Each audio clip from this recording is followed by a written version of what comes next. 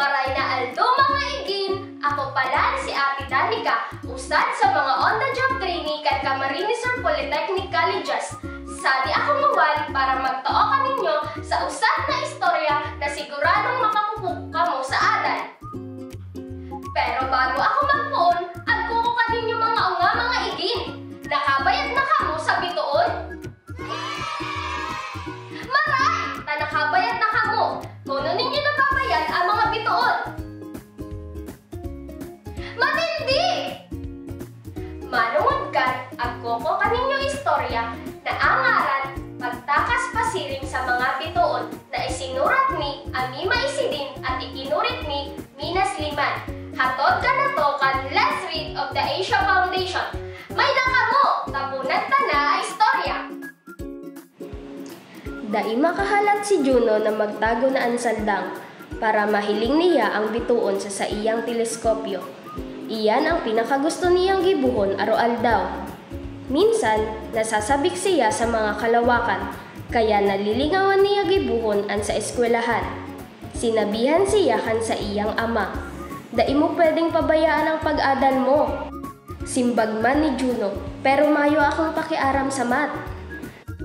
Anuman ang punto kan mga numero, pwedeng dai mo muna yan maintindihan ngunyan, sabi kan sa iyang ina. Pero ang math, pwede kang darahon, dawasain. Medyas ang pinakagustong bagay ni Juno. Gustuhon niyang magsulot ning manlain-lain na padis asin pagkakataon sa kada aldaw. Kapag dai siya naghiling ning bituon, inaayos niya ang sa iyang mga nakolektang medyas. Dai mo pwedeng sayangon ang oras mo sa paggagakod kan mga medyas, sabi kan sa iyang lola. Dapat yaon ka sa luwas, asin nagkakawat. Tigsubukan ni Juno na tawan ning oras ang sa iyang gibuhon sa eskwelahan. Pero naaagaw pansin pirmikan sa iyang pagkamuot sa mga bituon. Kaipuan tang rayoon ang mga libro manungod sa astronomiya asin teleskopyo hanggang dai mo napapataas ang grado mo, ang sabi kan sa iyang ama. Nagdali-dali si Juno na magduman sa iyang kwarto, asin tinago ang mga medyas. Bago rayoon kan lola niya ito sa iya. Sana makadalagan ako parayo, asin mabuhay kung sain ako na ang bahala magkapot sa oras ko.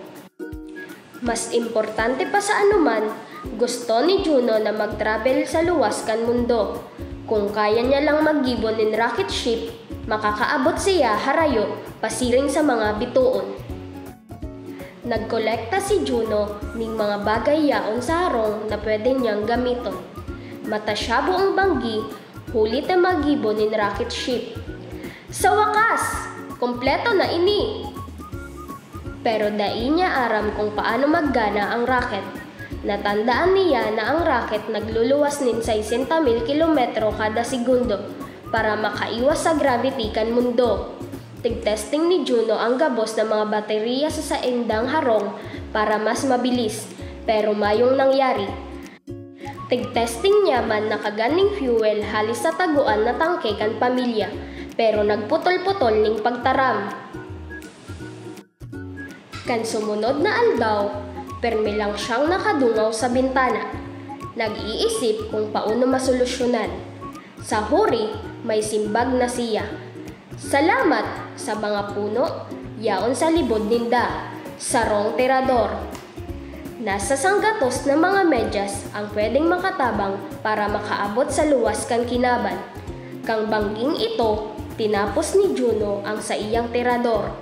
Saka, nagtumak siya sa laog, asin nag-ayos para tanggalon. Naggana daw kaya?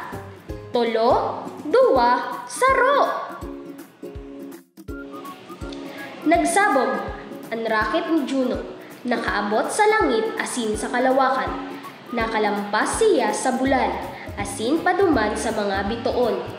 Daipa na haloy, bago mahiling ni Juno ang Milky White spiral na mga bituon. Ini ang galaxy, ang Milky Way.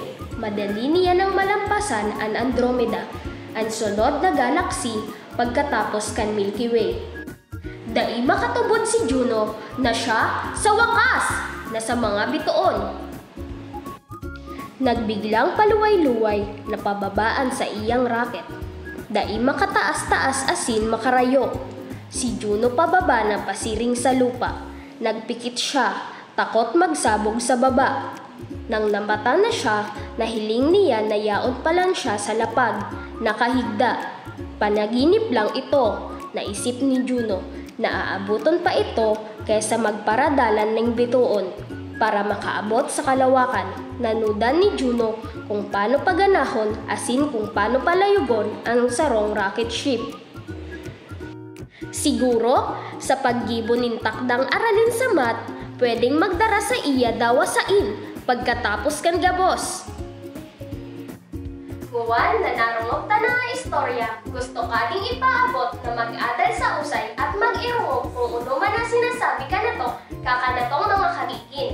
Pero ming rumon na apag-adal ay usad na pinaka-importante sa usad na tao, taudakan makakaparayo sa kinuno man na bagay. Dili paglingawan na mag-follow, like and subscribe sa kanamong Facebook page at YouTube channel para sa iba pang istoryang kapupurutan ninyo sa adal. Ako pala nanggad si Ate Danica. Salamat!